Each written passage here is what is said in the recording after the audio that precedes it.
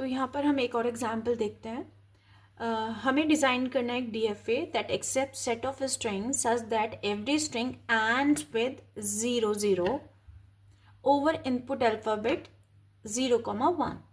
ठीक है, तो यहाँ पर हमारे पास है इनपुट 0 और 1 और हमें वो सारे स्ट्रिंग को एक्सेप्ट कराना है अपने DFA से जिसकी एंडिंग 0 0 पर हो। तो सबसे पहले डिज़ाइनिंग से पहले आप सबसे पहले लैंग्वेज क्रिएट करें। वो कौन कौन से स्ट्रिंग्स जनरेट होंगी मिनिमम लेंथ से मैक्सिमम लेंथ तक जो हमारी एंडिंग 0 0 पर होंगी। ठीक है, तो सबसे पहले क्योंकि एंडिंग आपको 2 लेंथ पर मिल रही है, 0 0 का ना मैंडेटरी है, तो जो मिनिमम लेंथ मिलेगी आपको स्ट्रिंग की वो 0 0 तो मिलेगी ही मिलेगी और इससे कम नहीं मिलेगी। मतलब 1 लेंथ की कोई स्ट्रिंग आपकी एक्सेप्ट नहीं होगी इस फाइनाइट ऑटोमेटा पे, क्योंकि मिनिमम 0 0 पर लेंथ 2 तो आपकी जाएगी।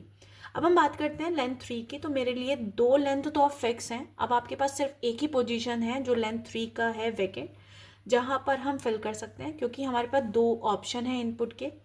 तो एक बार है कि जहाँ पर स्टार्टिंग आपकी 0 पर मिले और एक ऑप्शन है कि आपको स्टार्टिंग 1 से मिले बट एंडिंग आपकी 0 0 पर हो। ठीक है, अब हम बात करते हैं 4 लेंथ की।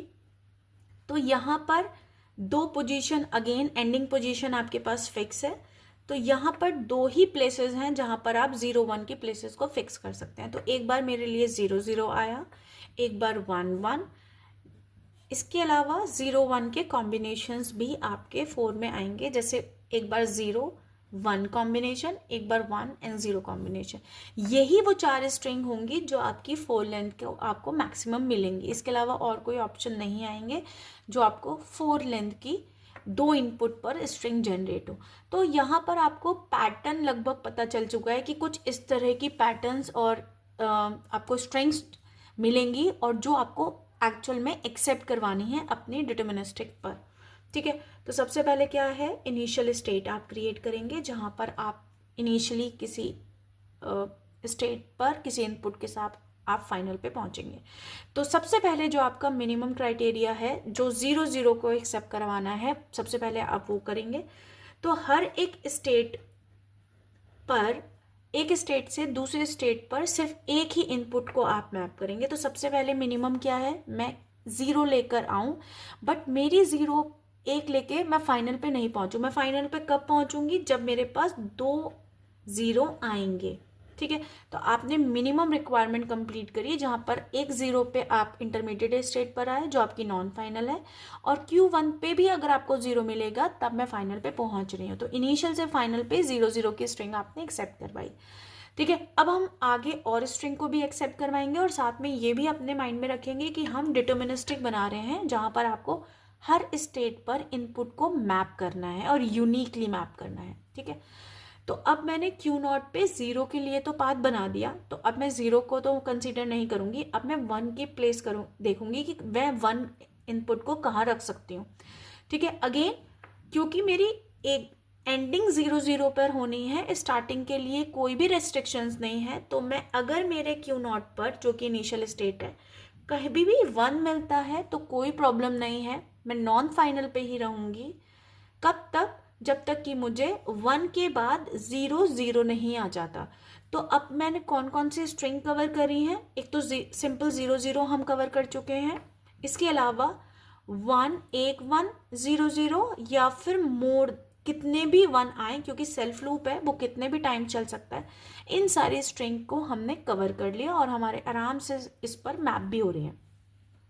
अब हमने Q0 को कंप्लीट कर लिया, हमने 0 को भी पाथ और मूव इसका बना लिया है और 1 के लिए भी मूवमेंट दे दिया है। अब हम आते हैं Q1 स्टेट पर। तो Q1 पर 0 के लिए ऑलरेडी पाथ बना हुआ है। अब हमें चेक करना है अब 1 को हम कहाँ कहाँ पोजीशन इसकी दे सकते हैं। क्या हम 1 को Q1 के सेल्फ लूप बना सकते हैं? नहीं, क्योंकि अगर हमने यहाँ पर सेल्फ लूप बनाया तो इसका मतलब क्या हुआ कि आप इनिशियल से आए 0 लेकर Q1 पर, और अगर आपका 1, क्योंकि सेल्फ लूप क्या है, चलेगा भी, मैंडेटरी नहीं है चलना, चल भी सकता है नहीं भी चला। ठीक है, अगर ये चल गया तो मेरा 1 मैप हुआ Q1 से और देन मैं 0। अब मैं फाइनल पे किसको लेके पहुंच रही हूँ, 10 की एंडिंग को लेके पहुंच रही हूँ, जो कि मुझे नहीं पहुंचना। तो अब मैं 1 को लूप लगा के तो यहाँ पर नहीं रिप्रेजेंट कर सकती, तो मुझे 1 को कहाँ रिप्रेजेंट करना हो सकता है, और अगेन मैं फाइनल पे भी नहीं पहुंचूंगी। तो मुझे क्या करना है, अगर 1 आता है तो मैं यहाँ पर 1 स्टेप बैक जाऊंगी, इनिशियल पे जाऊंगी। क्यों? अब ये वो स्ट्रिंग को कवर करेगा। फॉर एग्जाम्पल मेरे पास आया 0, ठीक है। अगर 0 के बाद मुझे 1 मिला, ठीक है, तो मैं फाइनल पे नहीं जाऊंगी, मैं 1 लेके वापस आऊंगी। अब मैं अगेन Q1 पे कब जाऊंगी, जब मुझे एक 0 मिलेगा, क्योंकि मुझे अगर Q1 पे आना है तो एक 0 लेके आना ही है, क्योंकि मैं दूसरा 0 ही कवर कर पाऊंगी Q1 से QF पे पहुंचने के लिए, ठीक है। तो अगर अब 0 मिलेगा तो मैं फाइनल पे पहुंच जाऊंगी, अदरवाइज 1 आएगा तो आप बार बार रिपीट ही करते रहेंगे जब तक कि आपको नेक्स्ट 00 ना मिले, ठीक है। तो अब मैंने Q0 कवर कर लिया है, Q1 पर भी 1 और 0 के लिए मूवमेंट ले लिए हैं। अब मुझे देखना है कि मैं अगर फाइनल पे एक बार आ गई तो भी क्या मेरे 0 और 1 के कॉम्बिनेशन अगर आए तो मुझे कहाँ पर मैप करना है, ठीक है। तो क्योंकि मैं एक बार फाइनल पर आ गई और मैंने जब भी मैं फाइनल पर आई होंगी तो 0 की स्ट्रिंग लेके तो आई होंगी, तो इसके अलावा कितने भी 0 आए मुझे कोई प्रॉब्लम नहीं है। एक बार 0 आए, 0 आए, 0 आए, 0 आए, कोई दिक्कत नहीं है, आप फाइनल पे ही हैं, क्योंकि एंडिंग आपकी 0 पर हो रही है। लेकिन अगर यहाँ पर 1 मिला तो आपको कहाँ आना है, क्या मैं एक स्टेप पीछे रहूं? अगर आपने यहाँ पर मैप किया होता फॉर एग्जाम्पल 1 को, तो इसका मतलब ये होता कि अगर मैं स्ट्रिंग यहाँ पर 0 लेकर आई होती और मेरे को एक बार 0 मिला, मैं फाइनल पे पहुंची, अब मुझे 1 मिला तो मैं यहाँ पर आई और एक 0 के साथ ही मैं फाइनल पे पहुंच गई। तो अगेन अब जो एंडिंग हो रही है आपकी क्या हो रही है, 10 पे, जो कि नहीं होनी। तो मैं 1 को यहाँ नहीं लेके आऊंगी, मैं 1 को कहाँ लेके जाऊंगी, अगेन Q0 पर। तो इसका क्या मतलब हुआ कि आप 1 पर आए और 00 के बाद ही आप फाइनल पे पहुंचेंगे।